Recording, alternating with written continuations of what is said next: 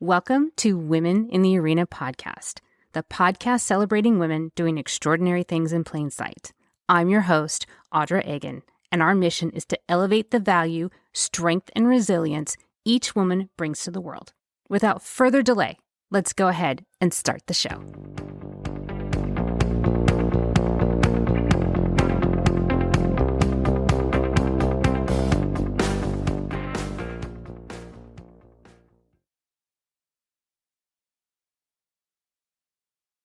Welcome in, everyone. I am so glad you're here. I am Audra Egan, your host of Women in the Arena podcast, where we celebrate women doing extraordinary things in plain sight. We have yet another remarkable woman here today that I can't wait for you to meet. Thanks for joining me, and let's start the show.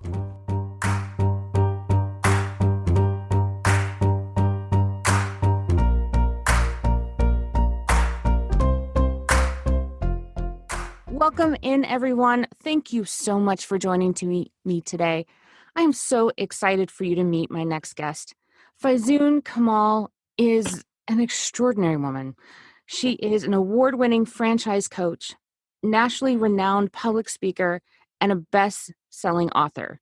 She is a CEO of the Franchise Pros, which she coaches individuals that are current employees that have a desire to become entrepreneurs and the owners of their own destiny. It is my pleasure to introduce to you Faizun Kamal. Faizun, thank you so much for being here and welcome to the show. Audra, it's a delight, my friend, to be here with you. Thank you so much. Really honored. So thank you. Thank you for spending your morning with me today. And I've given just a snippet of your resume, but I think that people would be more interested in getting to know you a little bit more, you as Faizun. Tell us a little bit more about yourself. All right. Wow. Thank you. Thank you for that very kind, very lovely introduction, Audra. I would say the best way to describe, frankly, my life and my career, Audra, has been to use the phrase, I have always colored outside the lines. And I want to take us back to when you and I were kids, and our parents, in a very, the intention was absolutely positive. It was well-meaning, but we all grew up hearing our parents say to us, "Be careful, Faizun. Color inside the lines. Look, you just went out again. Color inside the lines." And I think, Audra, as we get older, my friend, I think that thinking, that conditioning really does us a huge disservice. And I would add an even greater disservice to women, to professional women who already feel constricted and restricted and restrained and bound in so many, many ways in the workplace. You're absolutely right, because I identify with what you're saying. And that is much as how your story evolves, because you didn't start out in corporate America as coloring outside the lines. You did what most of us do.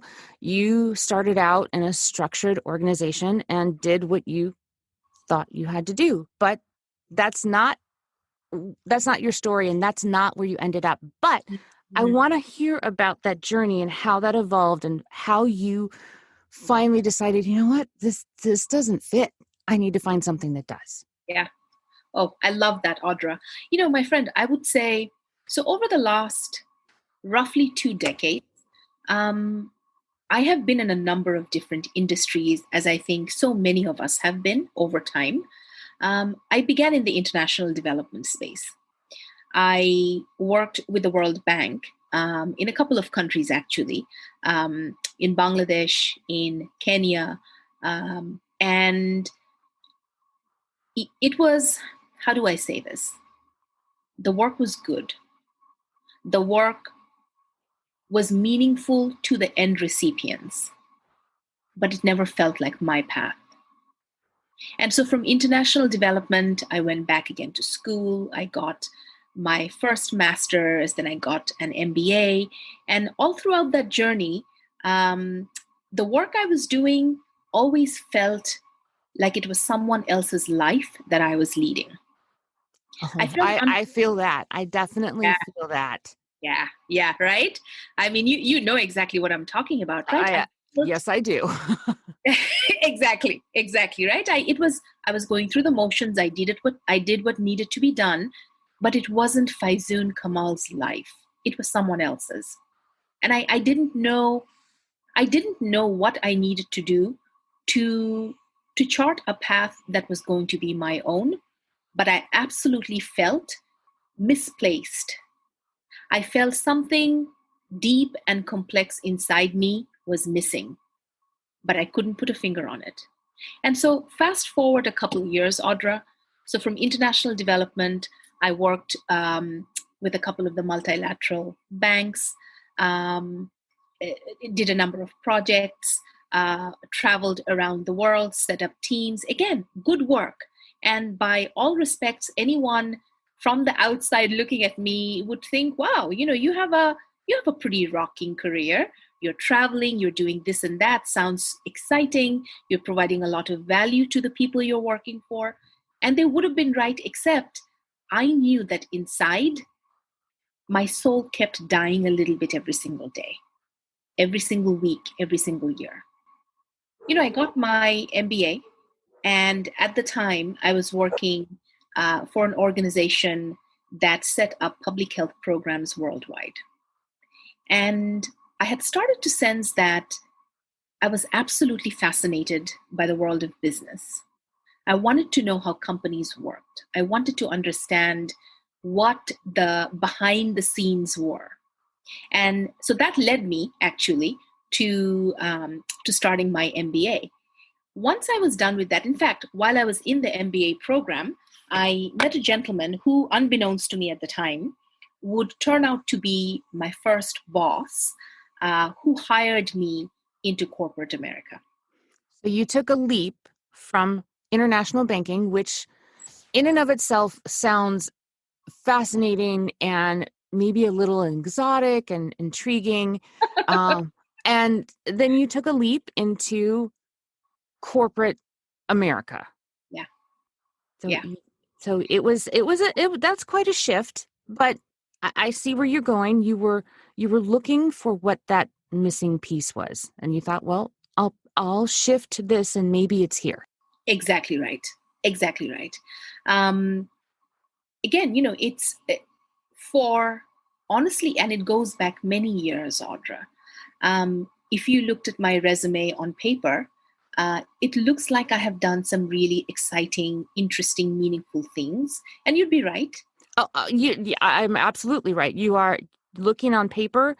You're like, wow, this woman has got it going on. Mm, Except for the fact that I was completely miserable, well, right? except for that, because paper Paper doesn't show show that. that. Right? And my friend, here's what I have, and I'll kind of wrap up our story here. But this is really this is really what I find now in the work that I do. And I call this the possibly the largest silent social epidemic of our times. And that is millions and millions and millions of highly skilled, highly educated professionals who are leading lives and careers of quiet desperation. They don't feel that there's an option out there.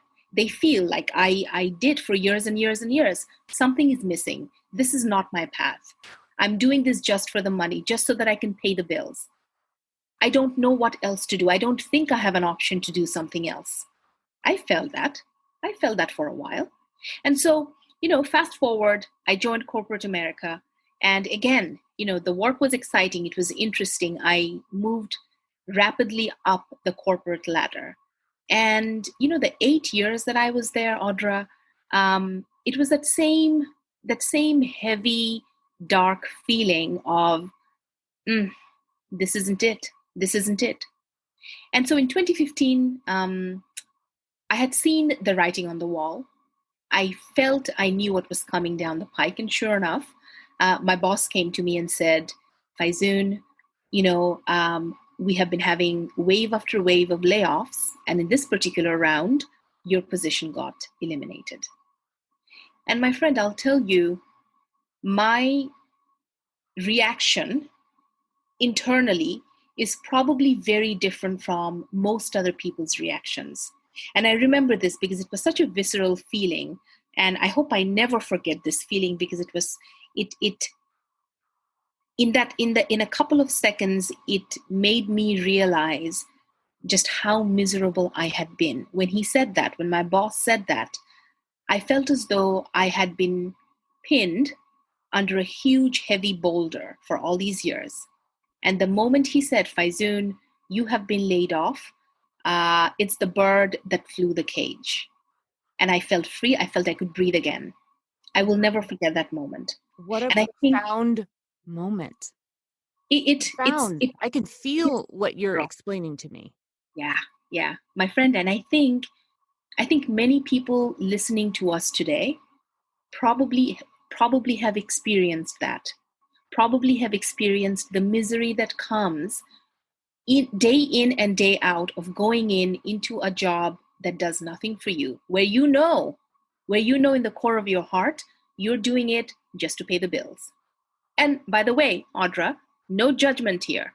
If that is something that you have intentionally decided to do and you're okay with that, there's not an issue. More power to you. For me, it was an issue because that is not what I wanted from my career or from my life. Yeah. Yeah, there's nothing wrong with that. Everybody has got No, roof over their head, food on the table, educate their children. There's absolutely nothing wrong with that. But from what I'm hearing is that there's more. there's more. There's more. Right. And so I, I'll say, Audra, getting laid off, and this is so timely, my friend. Think of all the millions and millions of people who have gotten laid off since March of this year when the pandemic began.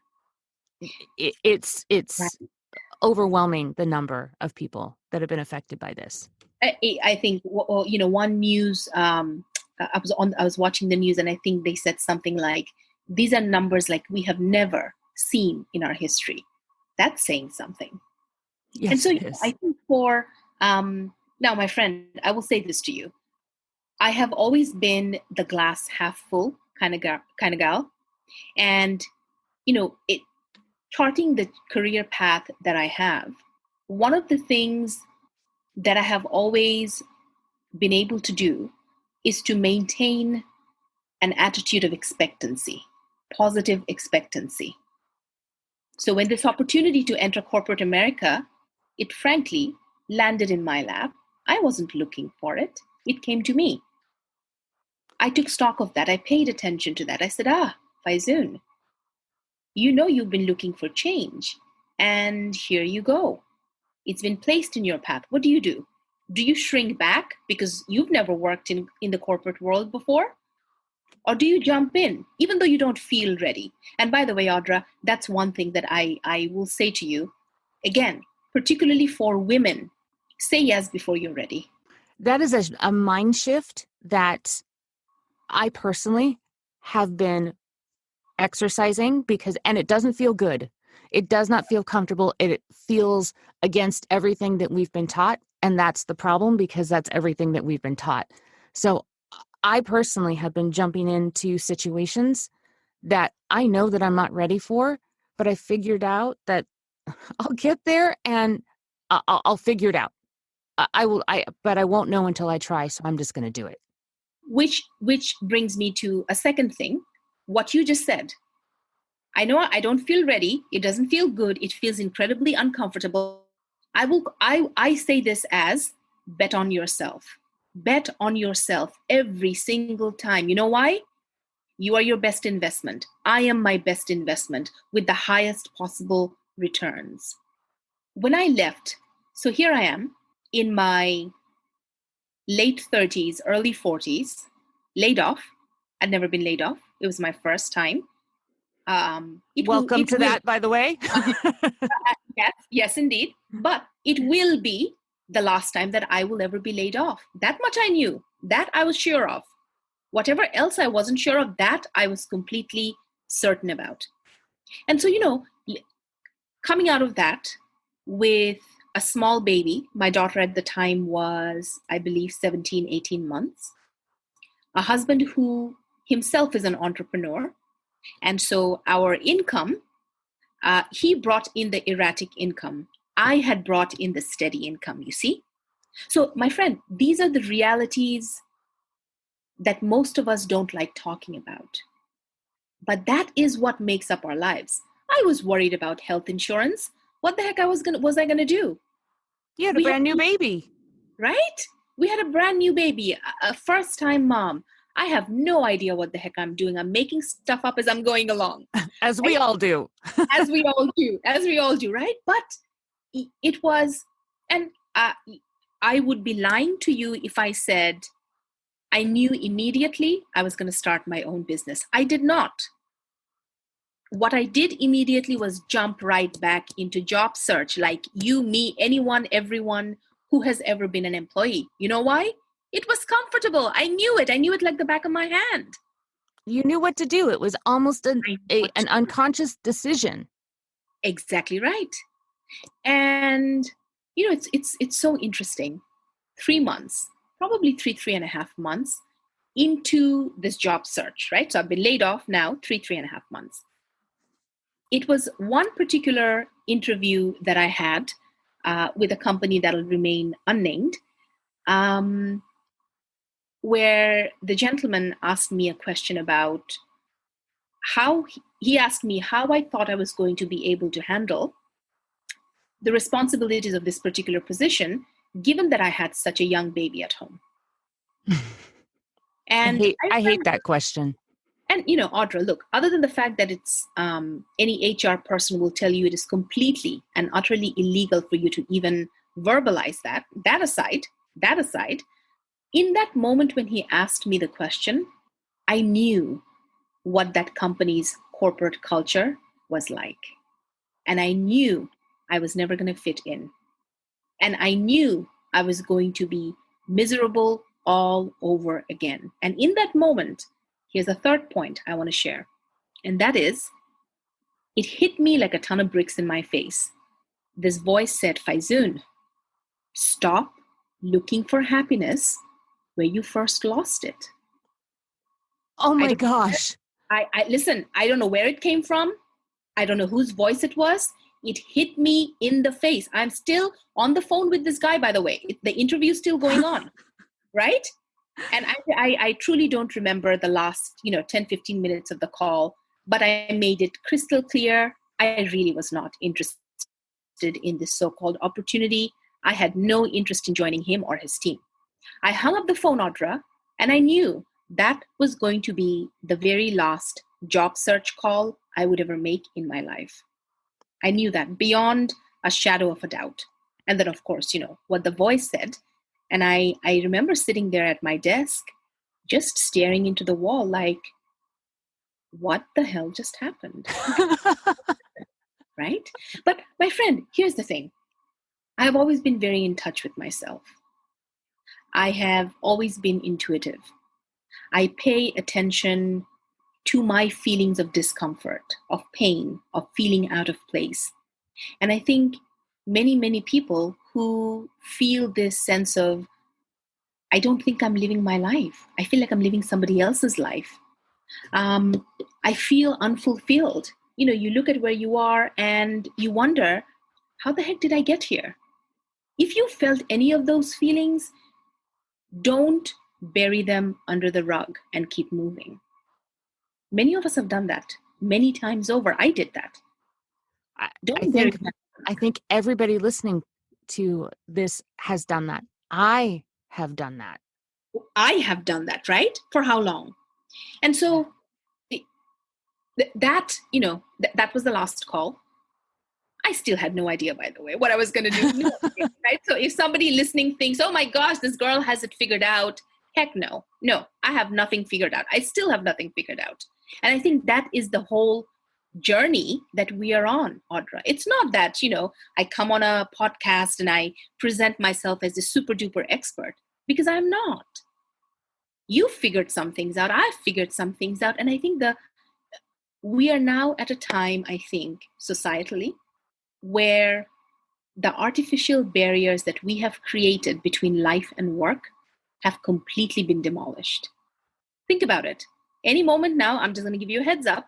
The door might, open and my child might burst in and say, Mama, I can't figure out how to go get this Google Doc because it's virtual schooling.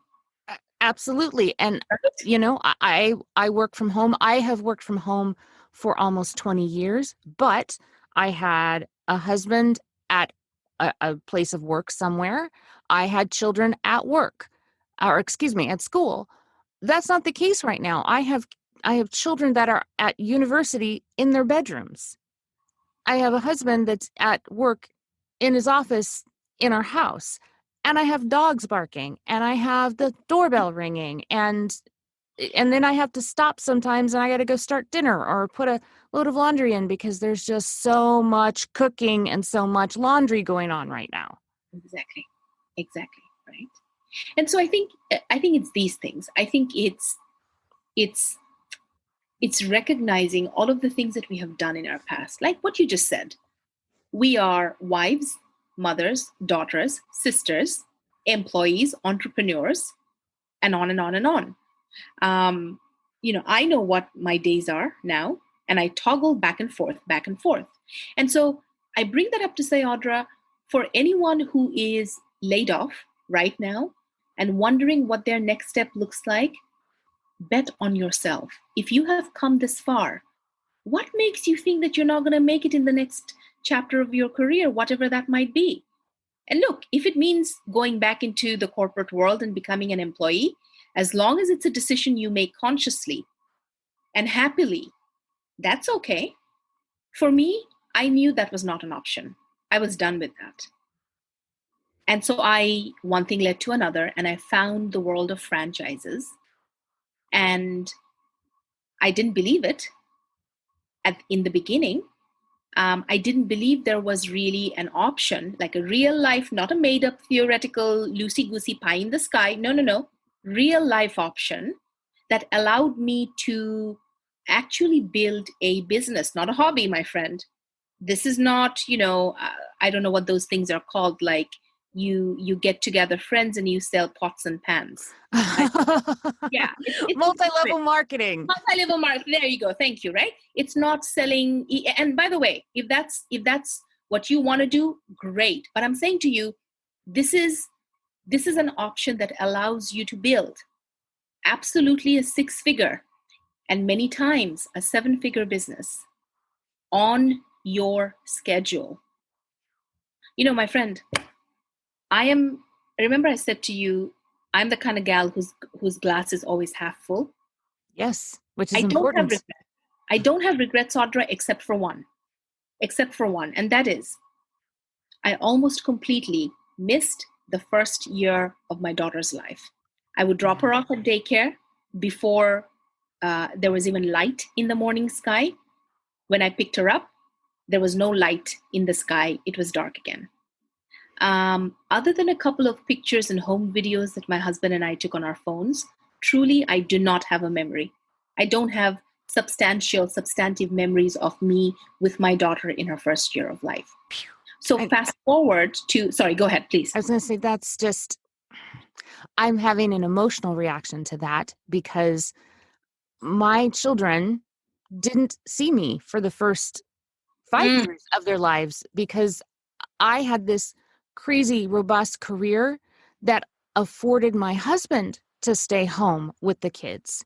Mm-hmm. But I was gone 12, 14 hours a day working. Wow.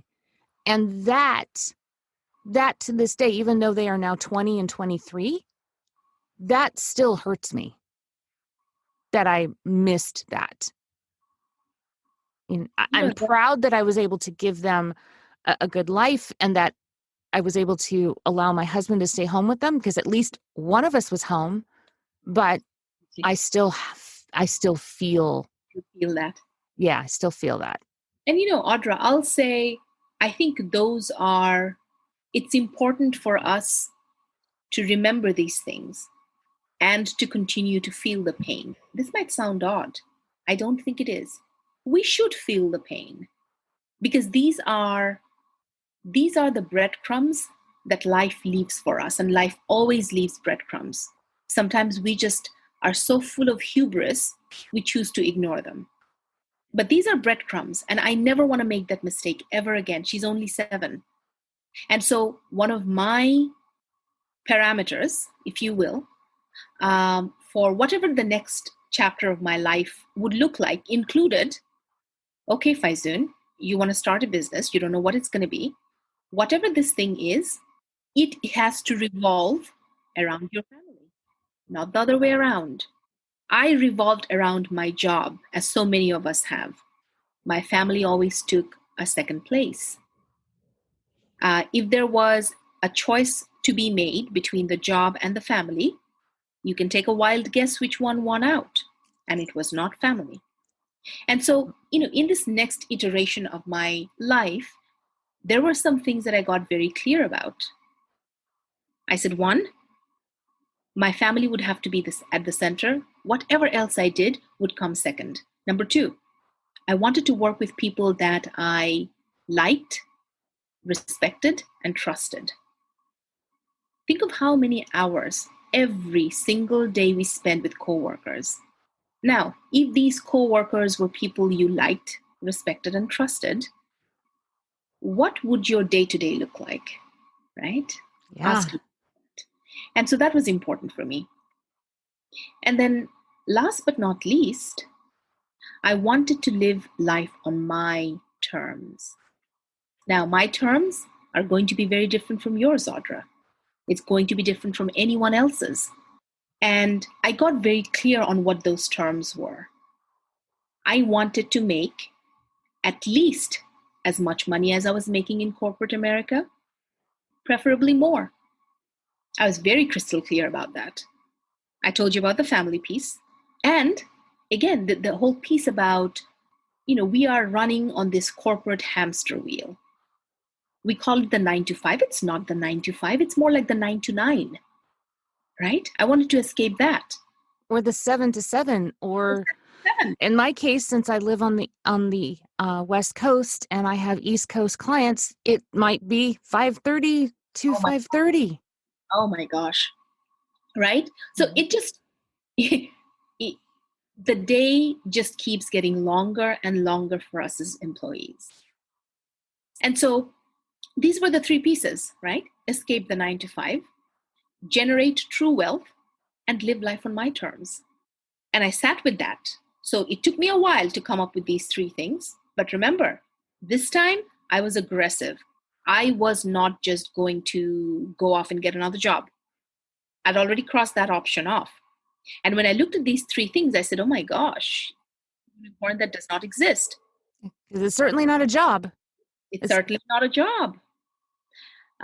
So yeah, my friend, I would say, and again, it's getting clear, getting very, very ruthlessly clear with yourself. What do you want your life to look like? Lay out those things. What are you doing in your life right now that prevents you from doing those things? Aha. Now what do you have to do? You have to get rid of those things that don't represent the life that you want to live. That is not easy. Sometimes it involves cutting people out. Sometimes it involves not having a job anymore. Sometimes it involves other different sorts of things. But I think this is charting a fulfilled life means being able to spend time with yourself, with intention, and with purpose. We have, as women, again, I'm going to keep homing in on women. As women, we have spent an extraordinary amount of our lives taking care of other people, their needs, their priorities, their wants. And there's nothing wrong in that. Again, if this is who you choose to be, that's wonderful. But if you are doing that and in your heart you feel frustrated and you are bearing layers and layers of anger towards those people you're taking care of because you are feeling shortchanged, then again, life is giving you breadcrumbs. You are not doing what you need to be doing. And so for me, at that point in my life, I said, done. I'm done. I'm done. I've spent all these years not feeling like whatever I was doing was not my path. It's time. It's time. And so here we are, for the last 6 years, I guess, 5, 6 years now. I have built a business around my schedule, um, around my family. I don't shortchange my daughter or my husband or my parents or my sister. This is all the family I have. They come first. Everything else takes a second place. I only work with clients that I want to work with. I say no to more people than I say yes to. Why? Because if I don't enjoy working with you, if I don't think I can help you in some meaningful way, why are we doing this? Because if it was money, I could just as easily have gone and gotten another job. I chose not to. So let me stop there for a moment, my friend. You know, at the beginning of this, before we hit the record button, Faizun and I were speaking, and she said, we're going to have an organic conversation that if it helps even one person, then everything that we're going to say is going to be worth it. I have a feeling that this is going to hit home for many people. What I didn't expect is maybe the one person that would affect the most is me. Oh. So, Faizun, thank you for that, because first of all, I understand everything that you've said. Those feelings are all feelings that I have had. Some are the feelings that I've had currently. But thank you for putting it all into perspective and allowing me and the audience to understand that there are choices, there are options, and we are the architects of our own lives. We just have to be brave enough to be clear about it and live it with intention. So thank you for bringing us around to that and putting us in that space. So what I'd like to ask you is, your mission is to help employees basically say goodbye to their jobs and become self-sufficient in some sort of entrepreneur spirit, self-employed, what have you. I can imagine that the type of people that come to you, they all come to you with pretty much the same sentiment of, I'm done. There's got to be more than life than this. What has been one of the most impactful experiences that you've had in this new journey? My goodness. Every client that comes to me, Audra, are they saying to me, Faizun, I am frustrated with my career, with my career trajectory. I have hit the glass ceiling. There's really not much upward movement for me if I remain where I am. Absolutely. And then they say, look, I've thought about starting my own business, but I know it's super risky. I have heard about franchises which are less riskier because these are proven business models. And I'd like to explore that. Can you help me? So, sure, Audra, they ask me that. But my friend, here is what most people do not ask me on that first call, but it is what comes out ultimately with every client I have ever placed in a business, and I have placed many. The thing that most people don't verbalize is, I have been miserable for years. I wake up in the morning, and the moment I think about my job, my heart gets heavy. I feel I have so much to offer. I know I have so much to offer, but I walk into my job and I feel like I have to, that feeling of wanting and to do more and be more, I have to lock it up in a box and throw the key away. And I do this every single morning when I go into work. Wow. This is not the life. This is not the career I had envisioned for myself. Can you help me figure out an alternative career option? And it could be business ownership. Can you help me figure out a career option that allows me to finally design a career I love, which in turn will help me create a life that I love once more. My friend, this is what every person who works with me is asking for. This is what they're looking for. And I say this to you to say, remember I said to you, I say no to more people than I say yes to? There's a reason. Yes. Because if you and I choose to work together, I will hold you to the highest standards. I will take you to task. A client of mine, he's a super smart guy. And by the way, he didn't say this while we were working together. And he was done. He became a franchisee. And by the way, I am in touch with every client I've ever placed because they've become friends. He then started referring to me as Hitler. I was like, oh my are you goodness. serious right now? But no, he said this with great affection. The point being, Faizun is a taskmaster. Yes, she is. Why? Because I know what I was able to do with my own life. And it wasn't easy. So if you've come to me and you're asking me this, let's do it. I'm up for the challenge. Are you? We will go through it together, and I guarantee you, we will find you a business that allows you to do whatever those things are that you share with me you'd like for that business to give you. Wow.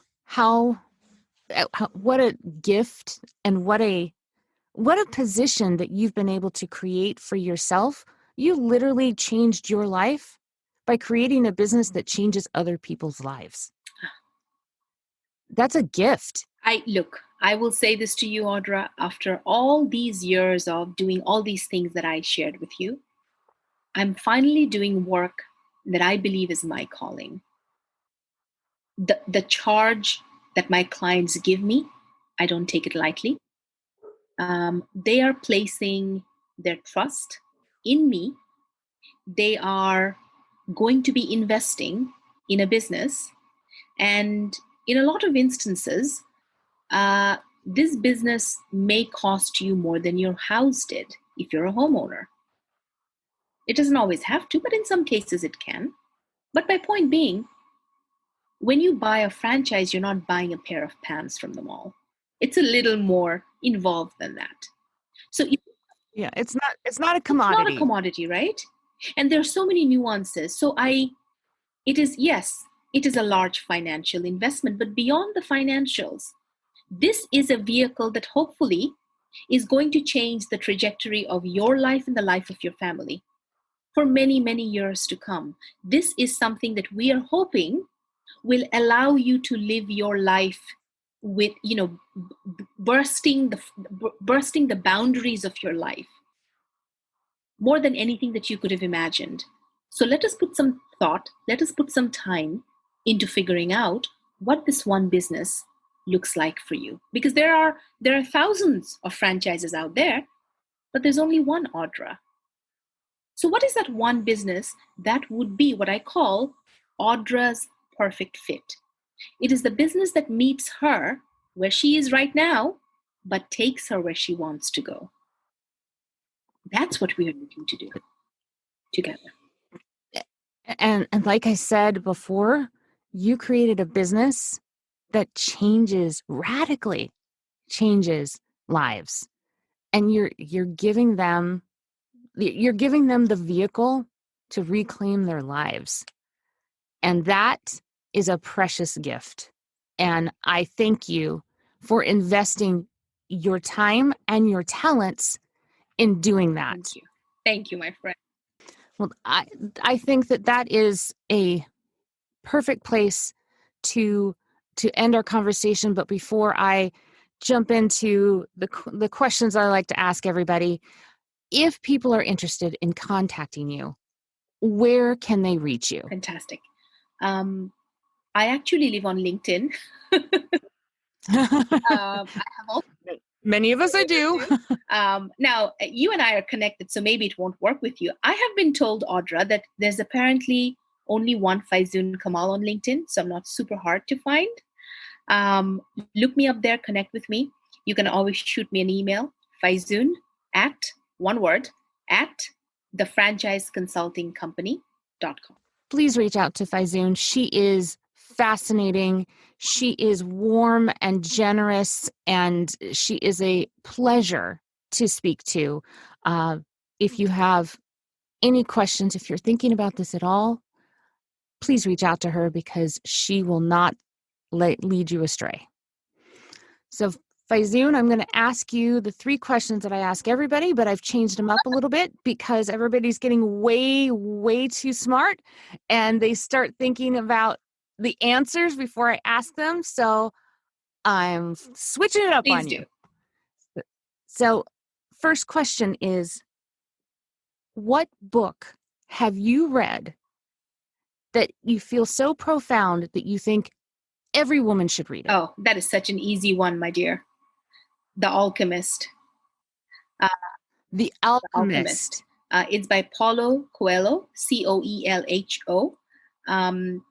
I happened upon the book at this point, 18, 19 years ago. I have read that book once every single year. My copy, it is completely raggedy. It's a fable. It's a fable about a shepherd boy who, in a dream, is told he needs to go look for treasure, his treasure. And he sets out into this magical, dangerous journey. And there are lots of lessons learned for him on the journey. It is a book that every single time I have read, Audra, I come away with something that I had not thought about before. Pick up a copy. Wow. I know that that's on many high schools' required reading list. I remember it being on my children's required reading list. I cannot tell you whether or not I've actually read that one. I've read other of his books, but I don't know that I've read that one. So from your recommendation, I'm most definitely going to go pick up a copy because if I remember correctly, it's not a very It long is read. not a long read at all. At all.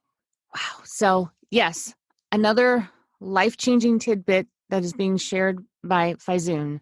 My next question is, and I know it's going to be an easy one for you, but I want you to say it out loud. Have you figured out what your superpower is? I think my superpower probably is the ability to understand in a conversation with really someone who's a stranger what they're leaving unsaid.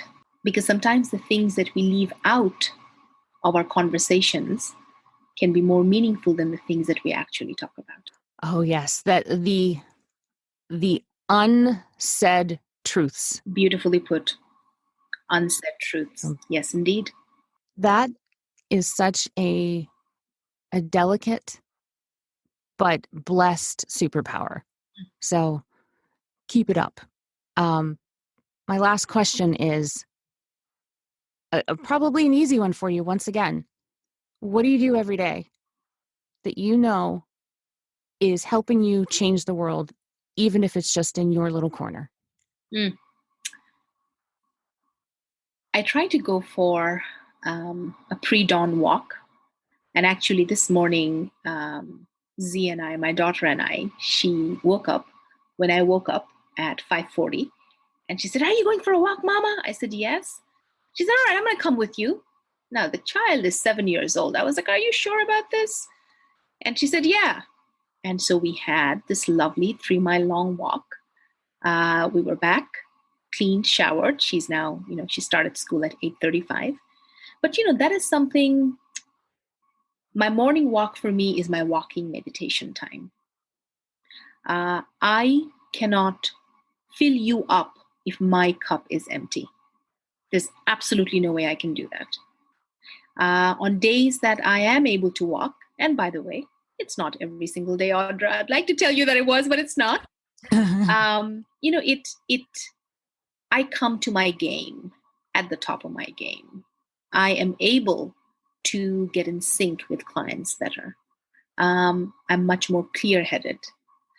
Because again, the work that most of us do these days, it's so sedentary. We're sitting at our desks, right? And so for me, this is really, I would say it's the one thing daily that I strive to do, that I think makes me better and allows me to serve others better. So you fill up your cup first, so then you can refill those that are coming to you that need their empty cups full. Absolutely.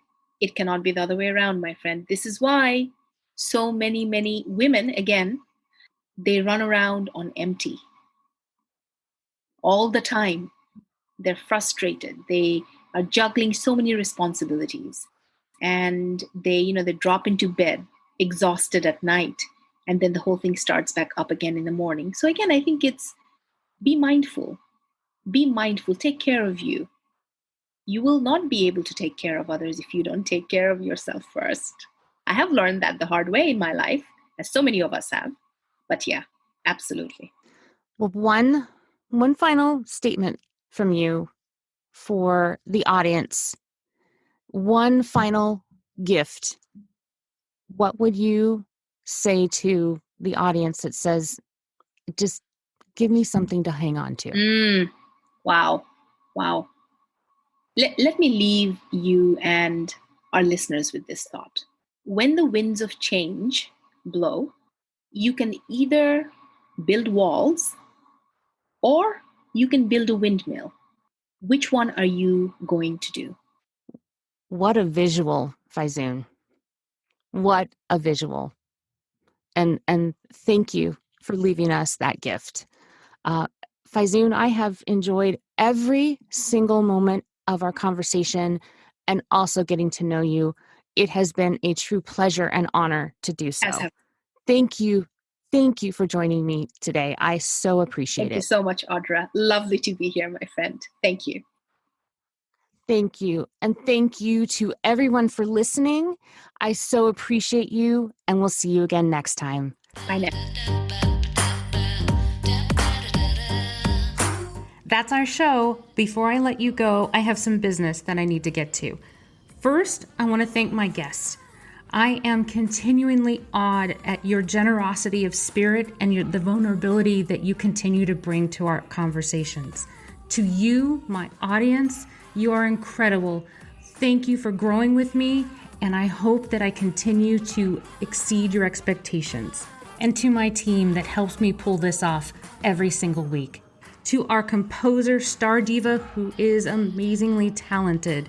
To Alan Bruckner, our graphic designer. Thank you for taking my crazy ideas and giving it life. To Savannah Boster, our social media manager. You do this so much better than I ever could. And last, but certainly not least, our producer, my number one son, Gavin Egan. Thank you for supporting your mom with her dream. I couldn't do this without you, kid. Please follow us on our socials at Facebook, LinkedIn, and Instagram at arena_women. See you next week.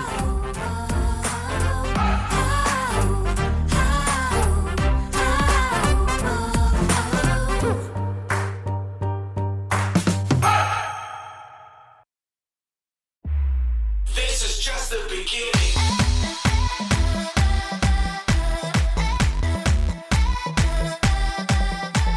That's our show.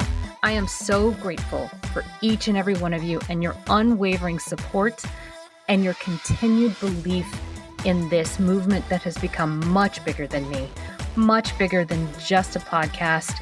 It has become this forward momentum that we are all doing together. If you are ready, or you know somebody that is ready to tell your story and share your value with the world, please connect with me.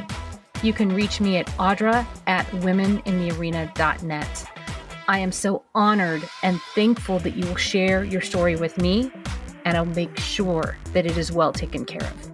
I will never stop thanking each and every one of you, and I cannot wait to talk to you again next week as we share another woman's story and we celebrate her doing extraordinary things in plain sight. We'll see you next time. This is